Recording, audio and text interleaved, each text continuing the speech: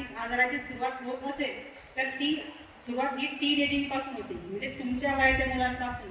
म्हणजे या वयात आजार होण्याचा धोका पण खूप जास्तीचा आहे आणि व्यसनांच्या आहारी जाण्याचा पण धोका खूप जास्त आहे. आता व्यसन म्हणजे आपल्या डोक्यात एकच शब्द येतो, व्यसन म्हणजे काय?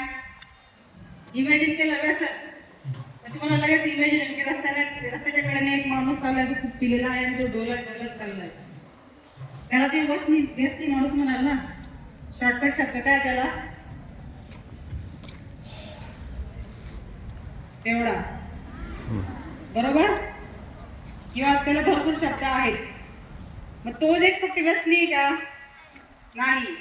इथं बसलेल्या जवळपास 90% आपण सगळे व्यसनी आहोत. मग तुमच्या मनात काही प्रश्न येईल, व्यसनी म्हणजे मग आम्ही काय दारू पितो का मॅडम? नाही, दारू पिणं म्हणजे व्यसन नव्हे. सध्याच्या वेळेला सगळ्यात टॉपचं व्यसन जे आहे ते म्हणजे मोबाईलचे ॲडिक्शन. मोबाईल ॲडिक्शन ह्या इथे बसलेल्या पॉप्युलेशन मध्ये असं कोणी आहे का ज्यांनी मोबाईलच घेतलेला नाही, बघितला पण नाहीये? आहे का कोणी? सगळ्यांचा मोबाईलचा स्क्रीन टायमिंग खूप जास्त आहे.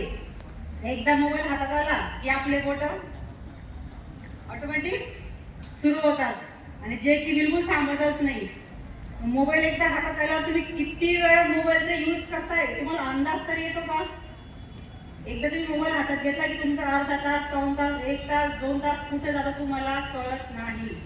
आणि यामुळे मुलांमध्ये खूप जास्त समस्या आता कळायला लागल्या आहेत. आता समस्या कोणत्या आहे? IQ लेवल कमी होणं, बुद्ध्यांक सुद्धा कमी व्हायला लागलाय मुलांचं, की जेणेकरून ज्यामुळे मुलांच्या अभ्यासात मन न लागणं, अभ्यासात लक्ष न लागणं, केलेला अभ्यास लक्षात न राहणं किंवा तो अभ्यास डोक्यातच न घुसणं, समोर शिक्षक काहीतरी बोलतात पण आपल्या डोक्यावरून जाणं, आणि मग या गोष्टीमुळे आपल्याला चिडचिड व्हायला लागते.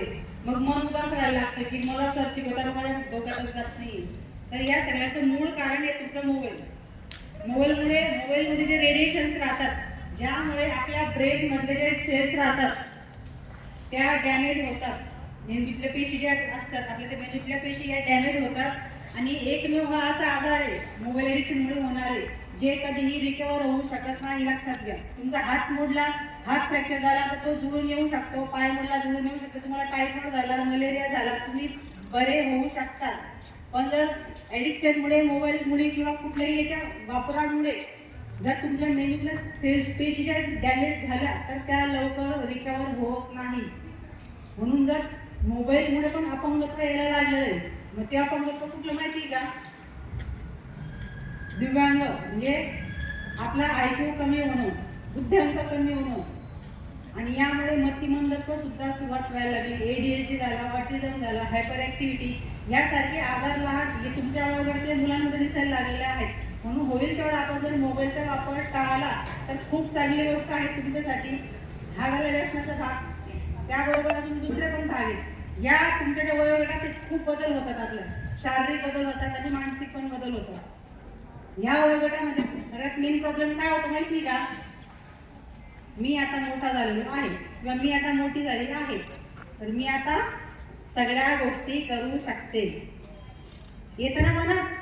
मला माझी आईची चप्पल होते, माझ्या पप्पांची शूज होत आहे, म्हणजे मी आता त्यांच्यावर झालो आहे म्हणून मी सगळ्या गोष्टी करू शकतो. मग मन हवेत उडायला लागतं. त्या दोन गोष्टी घडताना अजून एक गोष्ट, क्रॉस सेक्शुअल अट्रॅक्शन होतं या वयोगटामध्ये, जे म्हणजे मुलांना मुलींकडे बघावंसं वाटणं किंवा मुली आवडणं आणि मुलींना मुलांकडे बघावंसं वाटणं, या गोष्टी तुमच्या वयात होतात. पण लक्षात घ्या मित्रांनो, तुमच्या बाबत हे घडत असेल तर तुमची बॉडीची सायकल व्यवस्थित आहे. तुमचं बॉडीचं सायकल व्यवस्थित आहे, म्हणजे निसर्गाने तुम्हाला ज्या काही गोष्टी द्यायला पाहिजेत त्या व्यवस्थित दिलेल्या आहेत, पण त्याचा आपण दुरुपयोग करायचा नाही. आता या गोष्टी माझ्या बाबतीत होत्या, म्हणजे मग आपण त्याला महत्त्व द्यायचं का? हो की नाही? तरी बऱ्याचदा आपण आपल्या मनाचं ऐकत नाही. आपलं मन सांगतो की नाही, हे थोडंसं विचित्र आहे, आपण हे करायला नको, याच्यामुळे आपल्याला त्रास होऊ शकतो, पण आपण ऐकत नाही. म्हणून मनाचं ऐकायला शिका. हा जो प्रॉब्लेम तेव्हा होतो. आता एक कोणतं सांगतो, इमॅजिनेशन करा, तुमच्या वयोगटातच छत्रपती शिवाजी महाराजांनी स्वराज्य निर्मितीची स्थापना केली होती, बरोबर आहे ना?